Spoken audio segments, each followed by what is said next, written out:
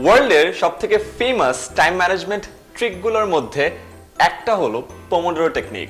1980s এর প্রায় শেষের দিকে মিস্টার ফ্রান্সেস্কো, যে একজন ডেভেলপার এবং এন্টারপ্রেনার ছিলেন, তিনি এই টেকনিকটি বের করেন এবং এই টেকনিকটা বের করার ইতিহাস খুবই মজার।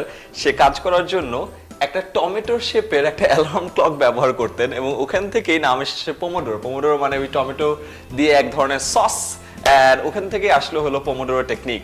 পোমোডোরো টেকনিকটাও খুবই সিম্পল। এটা বলে আমরা যে কাজটা করতে চাই সেই কাজটা সেট করব, সেট করে একেবারে ফোকাসড একটা এরিয়াতে বসবো, কোনো ডিস্ট্রাকশন থাকবে না, অ্যান্ড দেন 25 মিনিটের একটা টাইমার সেট করব এবং 25 মিনিট একেবারে ফোকাসড ওয়েতে কাজ করব, কোনো ডিস্ট্রাকশন আসবে না। 25 মিনিট পরে আমাদের অ্যালার্ম ক্লক বাজবে যে 25 মিনিট হয়েছে, তারপর আমরা জাস্ট 5 মিনিটের একটা ব্রেক নেব। এদিকে যাবো, ওইদিকে যাবো, একটু হালকা চা কফি খাইলাম, অথবা বাথরুম লাগলে বাথরুমে গেলাম, এন্ড দেন আবার ব্যাক করবো। 5 মিনিট পর আবার একটা 25 মিনিটের টাইমার অন করবো, আবারও ফোকাসড 25 মিনিট কাজ করব, আবারও 5 মিনিটের ব্রেক। দুইটা পোমোডোরো হলো।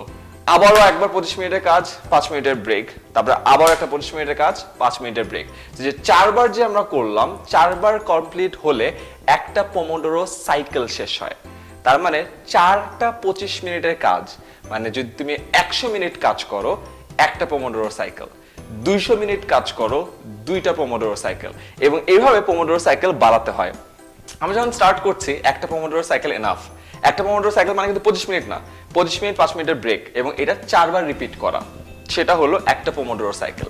এবং এটা করলে দেখবা দুটো জিনিস হয়। নাম্বার 1, আমি যখন ট্রাই করে দেখেছি যে সবকিছু বাদ দিয়ে একটা পুরো নির্জন জায়গায়, মোবাইল ভাইব্রেশন হচ্ছে না, কেউ আমাকে ডাকছে না, কোনো আওয়াজ টাওয়াজ নাই, ফোকাসড ওয়েতে আমি 25 মিনিট কাজ করছি, ওই ফোকাসড কাজের কোয়ালিটি অনেক বেড়ে যায়, পড়ার এফিসিয়েন্সি বেড়ে যায়, লেখার এফিসিয়েন্সি বেড়ে যায়, যে কোনো একটা মেইল টাইপ করার এফিসিয়েন্সি বেড়ে যায়।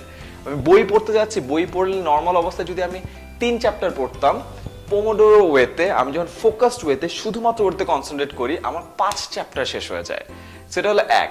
2 নাম্বার, টাইমের ব্যাপারে যখন আমরা সচেতন থাকি তখন যে সুবিধাটা হয়, অনেক সময় আমরা হঠাৎ করে ফেসবুকে ঢুকলাম, 1 মিনিট 2 মিনিট করতে করতে 25 মিনিট গায়েব হয়ে যাচ্ছে। বা যখন আমি টাইমারের মধ্যে আছি, ফেসবুক গুতানোর সময় নাই, ইউটিউব দেখারও সময় নেই, আমি টাইম বাউন্ড একটা ফোকাসড ওয়েতে পড়াশোনা করছি, তো হঠাৎ করে একটা কিছু করতে যায় যে রাত হয়ে যায়, সেটা আর হয় না। 3rd, টার্গেট থাকে।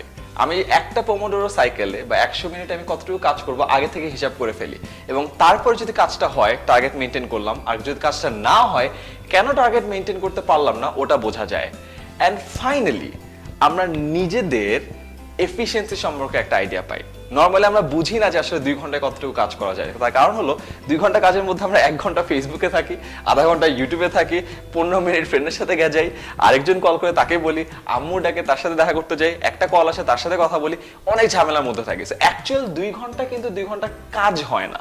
সো এই 2 ঘন্টা এতটুকু কতটুকু কাজ করি ওটা দ্বারা আসলে বোঝা যায় না যে আমরা 2 ঘন্টা কতটুকু কাজ করতে পারতাম।